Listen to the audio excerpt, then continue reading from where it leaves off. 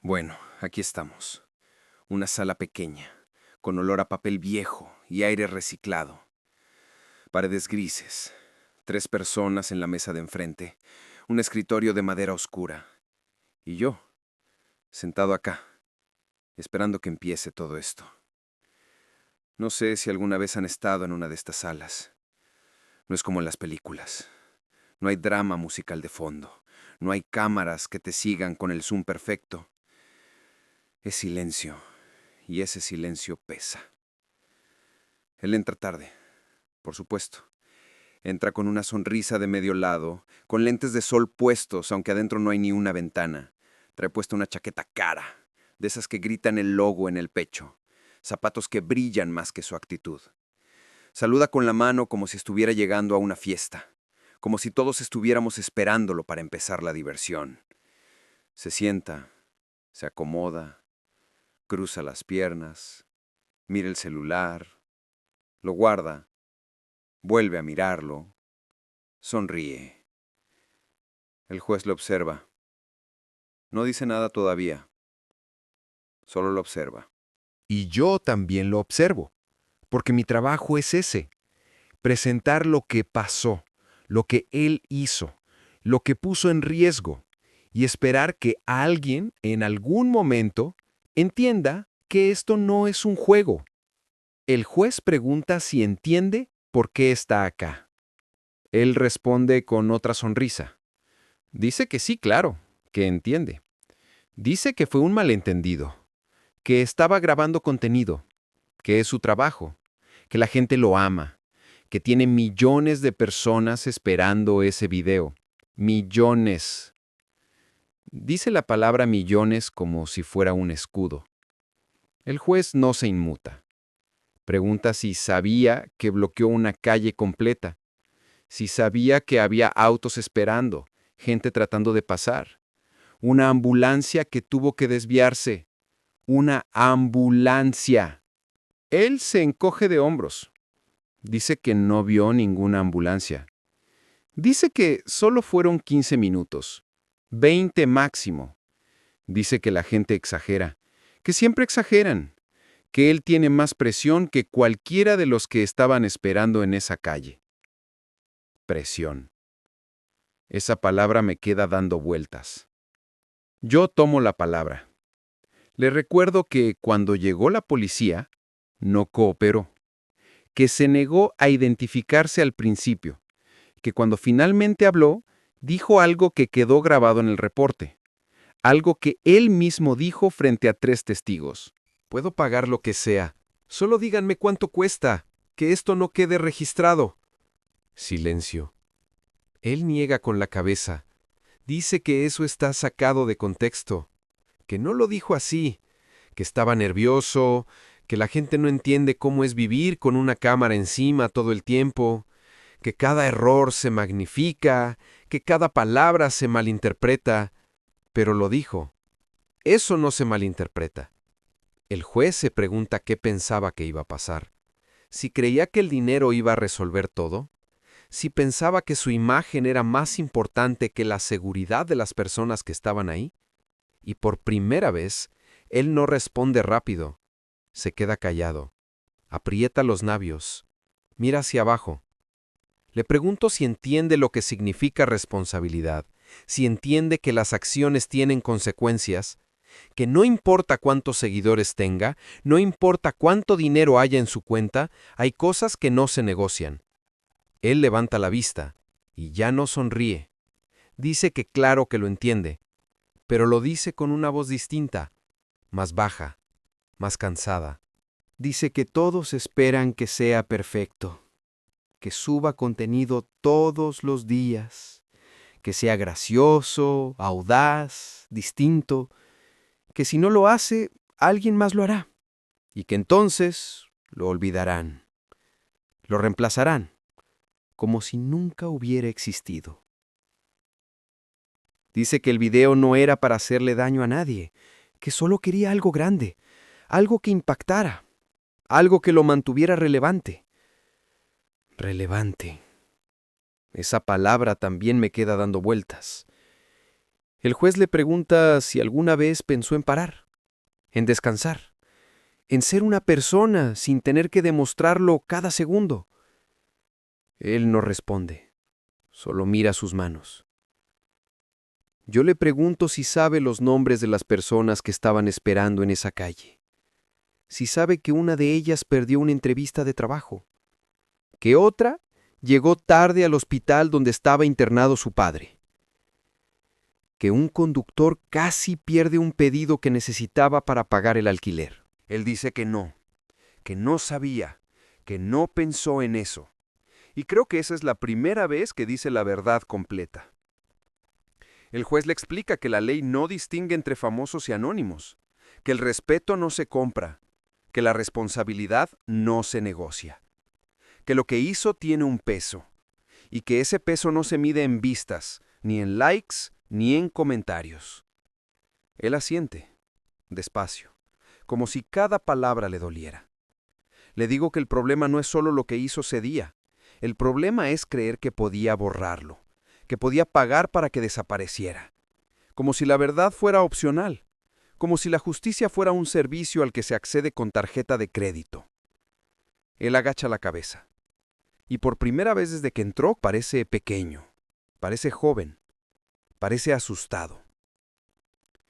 Dice que lo siente, que entiende que se equivocó, que no quería que pasara así, que solo quería... y se detiene porque no sabe cómo terminar esa frase.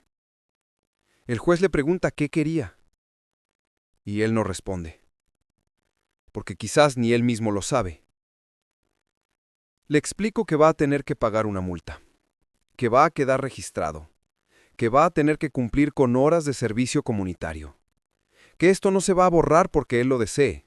Él asiente, ya no discute, ya no sonríe, ya no saca el celular, solo asiente. Y antes de que termine la audiencia, el juez le dice algo que no estaba en ningún documento, algo personal. Le dice que la fama es ruidosa, que el dinero también, que las luces, las cámaras, los aplausos, todo eso hace ruido, mucho ruido, y que es fácil confundir ese ruido con la vida misma, pero que debajo de todo eso siempre queda algo más callado, algo más real.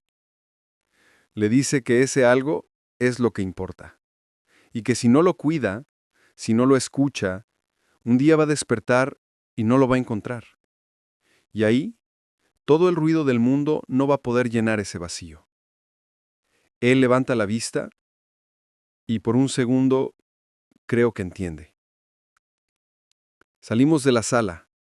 Él camina más despacio que cuando entró, sin los lentes puestos, sin la sonrisa, sin el celular en la mano. Y yo me quedo pensando en lo que dijo el juez, en el ruido, en lo que se pierde cuando solo escuchamos eso, en lo frágil que puede ser alguien que parece tenerlo todo. Porque al final, la fama crea ruido, el dinero también, pero la verdad no necesita volumen, no necesita escenario, no necesita que nadie la aplauda. La verdad simplemente está, y tarde o temprano, siempre se escucha. Siempre. Él asiente, ya no discute, ya no sonríe, ya no saca el celular, solo asiente. Y antes de que termine la audiencia, el juez le dice algo que no estaba en ningún documento, algo personal. Le dice que la fama es ruidosa, que el dinero también, que las luces, las cámaras, los aplausos, todo eso hace ruido, mucho ruido, y que es fácil confundir ese ruido con la vida misma, pero que debajo de todo eso siempre queda algo más callado, algo más real. Le dice que ese algo es lo que importa, y que si no lo cuida, si no lo escucha, un día va a despertar y no lo va a encontrar. Y ahí, todo el ruido del mundo no va a poder llenar ese vacío. Él levanta la vista y por un segundo Creo que entiende. Salimos de la sala. Él camina más despacio que cuando entró, sin los lentes puestos, sin la sonrisa, sin el celular en la mano. Y yo me quedo pensando en lo que dijo el juez, en el ruido, en lo que se pierde cuando solo escuchamos eso, en lo frágil que puede ser alguien que parece tenerlo todo. Porque al final, la fama crea ruido, el dinero también, pero la verdad no necesita volumen, no necesita escenario, no necesita que nadie la aplauda. La verdad simplemente está. Y tarde o temprano, siempre se escucha. Siempre. Y cuando se equivocan, cuando tropiezan, cuando el cuerpo ya no da más, ¿qué hacemos? ¿Los castigamos? ¿Los llamamos negligentes? ¿Les cobramos miles que nunca van a poder pagar? La mujer sigue ahí, de pie, esperando, las manos todavía entrelazadas, los ojos un poco rojos ahora, pero sin lágrimas, porque ya no le quedan, porque las lloró todas anoche, y la noche anterior, y todas las noches desde que pasó. El juez toma aire, abre la boca, y lo que diga ahora va a definir más que un caso. Va a definir cómo vemos a las personas, cómo entendemos sus errores, cómo balanceamos la justicia con la humanidad. Porque sí, ella tropezó, ella rompió algo, ella mintió. Pero antes de ser acusada, antes de estar aquí, antes de todo esto, ella es una madre, una trabajadora, una persona que ha dado todo lo que tiene y un poco más. Y ahora tú, que estás escuchando esto, tienes que preguntarte algo. Si fueras tú quien trabajara 14 horas, si fueras tú quien limpiara en la oscuridad, si fueras tú quien viviera con ese miedo constante, pegado a la piel de que todo puede derrumbarse en un segundo, ¿qué hubieras hecho? ¿De verdad hubieras sido más valiente? ¿Más honesto? ¿Más fuerte? O tal vez, solo tal vez, también hubieras tropezado. Así que guardó silencio. Terminó de limpiar esa sala, siguió con las demás y se fue a casa con un peso en el pecho. Un peso que no la dejó dormir esa noche, ni la siguiente, ni la otra. Dice que no es mala persona, que nunca ha robado nada, que nunca ha querido hacer daño a nadie, que solo estaba cansada, demasiado cansada y asustada, demasiado asustada. El juez escucha, no interrumpe, solo escucha. Su rostro no muestra mucho, ni aprobación ni rechazo, solo atención. El fiscal vuelve a hablar. Dice que entiende la situación, que nadie niega que la vida es difícil, que muchas personas trabajan duro, pero que eso no cambia los hechos, que el equipo fue dañado, que no se reportó, que hubo un intento de ocultamiento, que la empresa perdió dinero, que tuvo que detener operaciones, que otras personas se vieron afectadas. Dice que la ley existe para proteger a todos, para que haya orden, para que las acciones tengan consecuencias, porque si no, cualquiera podría hacer lo mismo. Cualquiera podría decir que estaba cansado, que tenía miedo, que no pensó bien. Y entonces, ¿dónde queda la responsabilidad? Ella vuelve a hablar. Dice que no niega lo que pasó, que sabe que cometió un error. 2 errores, en realidad. Romper el equipo, aunque fue un accidente, y no reportarlo, aunque fue por miedo. Dice que ha pensado en eso todos los días, que quisiera poder regresar el tiempo, que quisiera haber sido más valiente. Pero también dice algo más. Dice que ese edificio, esas oficinas, brillan todas las noches porque gente como ella trabaja hasta tarde. Gente que nadie ve, gente que entra cuando todos se van, que limpia los baños, que recoge la basura, que pasa la aspiradora, que deja todo listo para que al día siguiente otros lleguen y trabajen en un lugar limpio. Dice que nunca nadie le ha dado las gracias, que nunca nadie le ha preguntado cómo está, que solo recibe un mensaje de texto con la dirección, el horario y el pago, que es invisible, que solo existe cuando algo sale mal. Y ahora está aquí, frente a un juez, frente a un fiscal, frente a un sistema que decide si es culpable o no, si merece un castigo o no. El juez guarda silencio. Mira los papeles, mira al fiscal, mira a la mujer, luego mira hacia la sala.